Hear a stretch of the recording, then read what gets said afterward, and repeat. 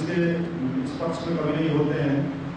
व्यक्ति कुछ कर रहा होता है, भगवान किसी न किसी व्यक्ति को माध्यम बना देता है और वो कार्य उसका होता है, कार्य वो कर रहा होता है।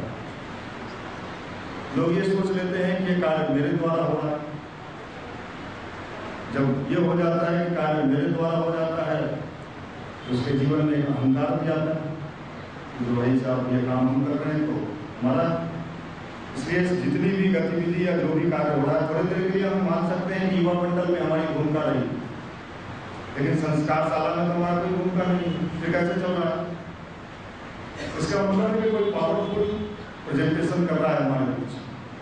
युवा मंडल में हम हैं, इसको मान लिए कि लोग, लेकिन संस्कार शाला चल रहा है और सब काम हो रहा है, उस जगह पर तो हम नहीं। फिर उन भाइयों के अंदर कौन सी शक्ति प्रेरणा हो, नियमित उनको कौन सा ताकत कह रहा है कि आप आकर उस कार्य को करें? नियमित रूप से, निश्चित रूप से कोई है। अभी आपने सुना कि वो कर्म खोज लिया है वैज्ञानिकों ने, जो भार प्रदान करता है। तो साहब जैसे भार प्रदान करने का वो कर्म वैज्ञानिकों ने खोजा, तो हम लोग को ये खोजना चाहिए ये कौन सी शक्ति है जो हमें अंदर से आंदोलित कर, कोई ना कोई ताकत है जो हमें विवश करता है कि हमें यहाँ जाना चाहिए, हमें संस्कार शाला में पढ़ाना चाहिए, और वही ताकत है, उसी शक्ति को हमें समझना चाहिए। ये बात हम लोग मान के चलिए। दूसरी चीज हमारे भाई ने बताया, आलोचना। अगर आप अच्छे कार्य को करने का मन बनाए हैं तो एक कसम खा लीजिए, आप आलोचना से नहीं करेंगे। आलोचना यहाँ किसका नहीं हुआ?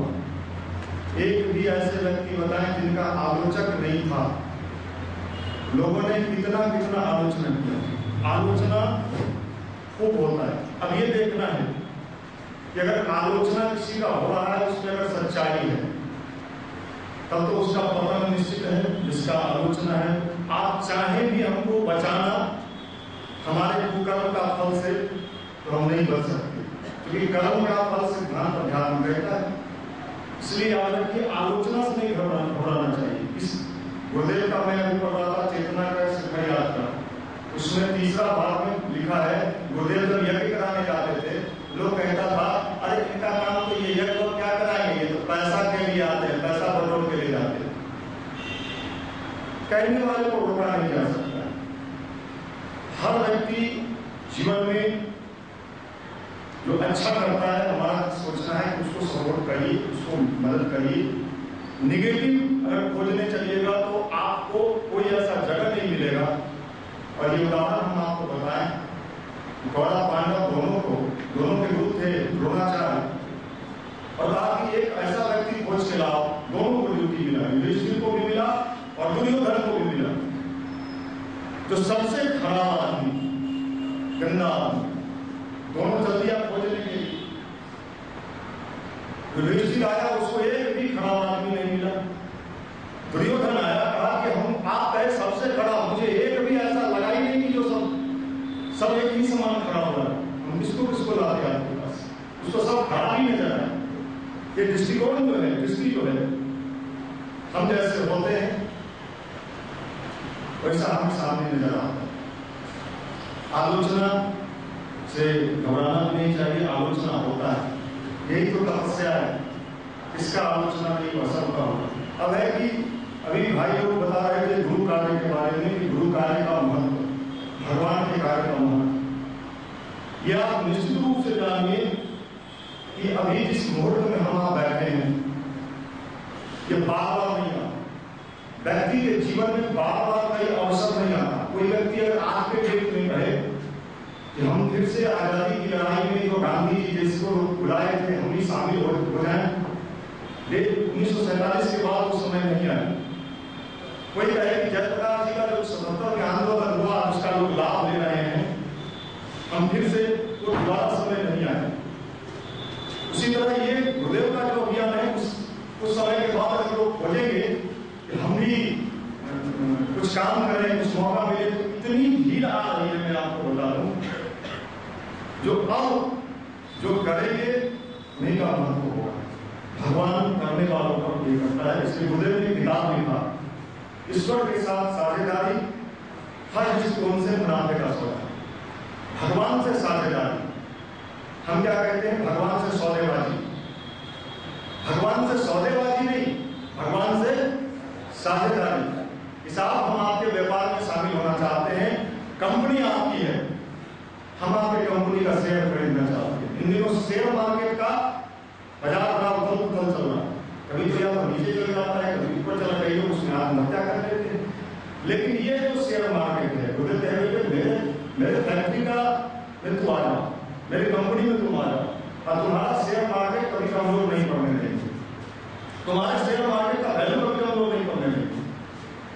और आज मैं विश्वास के साथ इस बात को आप सभी को बताता हूँ कि गुरुदेव का जो शेयर है उसका मूल्य कभी घटने वाला नहीं। गुरुदेव मतलब ईश्वरीय शक्ति, एक भगवान जो उसका शेयर कभी नहीं घटता। इसलिए इस शेयर के जो भागीदार हैं, जो खरीदने वाले हैं, ये अवसर आया है, आप खरीद लीजिए। जो नहीं खरीद पाएंगे वो बाद में पश्चाताप करेंगे। हजारों की संख्या में युवक जुड़े हुए हैं, लेकिन गुरु कार्य से सब लोग नहीं जुड़ता है। ये सबको सौभाग्य भी नहीं मिलता है, बिरले लोगों को सौभाग्य मिलता है भगवान का काम करने को। अब आप पूछेंगे कि भगवान किसी से प्रसन्न होता है तो हम कैसे माने? भगवान के प्रसन्न होने का एक ही चीज है कि आपके अंदर कुछ करने का मन हो रहा है। गायत्री मंत्र जपने का लाभ कैसे हम माने कि हमको गायत्री मंत्र का लाभ मिल रहा है? आप ना किए, अगर गायत्री मंत्र जपने से, ध्यान करने से, स्वाध्याय करने से आपके मन में भीतर से कुछ अच्छा करने को, कुछ समाज के हित का काम करने का मन हो रहा है, समझिए आपका गायत्री मंत्र फलित हो रहा है। जैसे ही आपके मन में वो भाव करने लगेगा, आपका गायत्री सफल होने लगेगा। याद रखिए, भगवान हमेशा देने वालों में विश्वास करता है। तो आप कहेंगे तो हमेशा हम घाटा में रहेंगे, हमेशा हमको देना ही पड़ेगा, फिर मेरे लिए क्या होगा? आप विश्वास मानिए, अगर आप भगवान के लिए सोचते हैं, समाज के लिए सोचते हैं, तो भगवान आपके लिए सोचेगा। आप उसके लिए सोच के देखिए। गुरुदेव ने कहा, बेटे भगवान क्या है? भगवान एक कुआं है। कुआं देखा है? नहीं देखा? कुआं में आवाज लगाइए, जो आवाज कुआं में लगाइएगा वही आवाज रिकॉर्ड होकर आपको मिलेगा। आप कहिएगा समय नहीं है, तो कुआं से भी आवाज आएगा समय नहीं है। भगवान भी कुआं, आप कहते हैं टाइम नहीं है, तो आपको जो भी पड़ता है, आप दौड़े दौड़े हनुमान जी के मंदिर में स्टेशन पर दौड़ते हैं, टीका लगाते हैं, तो भी लगता है टाइम नहीं है। ऐसे कैसे होगा? ऐसे ही होता है। तुम इतने तेज हो कि तुमको टाइम ही नहीं है। टाइम तो इतना आ जाता है, रोड पर मैं अभी सुबह की बात बताऊं, बाल हम बचे, एक गाड़ियां पीछे से इतना तेजी से दौड़ते हुए, हमको लगा कि एक इंच के लिए हम बचे। हमने कहा देखो, व्यक्ति कहता है टाइम नहीं है, अभी एक झटका मार देता तो हमारे पास कितना टाइम आ जाता। टाइम ही टाइम होता है। तो लड़के रहिए, वो कह रहे थे ईटा बांध के लगे, क्या भैया कोचिंग नहीं जाओगे? धीरज क्लासेस टाइम नहीं। क्या जब वो टाइम निकाल देगा, सब टाइम आपका निकल जाए। इसलिए याद रखिए, भगवान के नाम पर कभी खाली मत करिए। भगवान के नाम पर जब टाइम नहीं है तो टाइम लाना जानता है। सीधे उंगली से घी नहीं निकले तो तेजी से निकले। ने कहा बेटे, जब सीधे नहीं मानोगे, हमने तुम्हें पहचान लिया है कि तुम कौन हो, और तुम तर्क वाले क्या पहचान लिया? हम तो फलाना के बेटा है, फलाना गाँव में नाम किए। विवेकानंद की यही बात कहे रामकृष्ण परमहंस जी। वो क्या कहे? वो कहे कि अरे तुम आगे अच्छा है, तुमको आगे मतलब क्या होता है? हम नौकरी खोजने आए, नौकरी दिलवाइएगा तो बोलिए, सीधा सीधी बात कहे थे विवेकानंद। हम नौकरी खोज रहे हैं, हमको बहन का शादी भी करना है, माँ हमारी है पूरी, उसका खबर हमको पाल उसकी इतना बड़ा कर दिया, घंटा जवान, और जब हम खिलाने के समय आए तो हम आपका साधु बन जाए।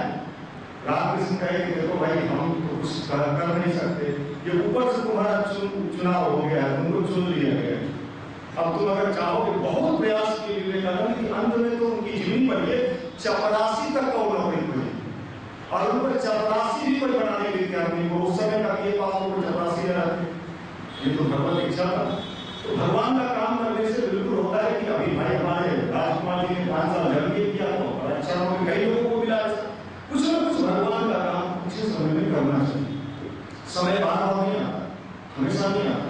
अभी वर्षा हो रहा है, धान की बुआई का समय है, 2 महीना के बाद अगर आप कहीं नहीं, हमको तो मन किया गांव में कई लोगों का लहलहाता हुआ जब हरियर देखे ना, हमारे बाबू कहे कि वो पटना में रहता है, शरीर विधि वाला का पता लगा, हम भी लगा नहीं पता चलेगा। टाइम होता है, हर चीज का एक समय है। अगर आपने समय पर नहीं पहचाना तो फिर समय आपको नहीं पहचाना।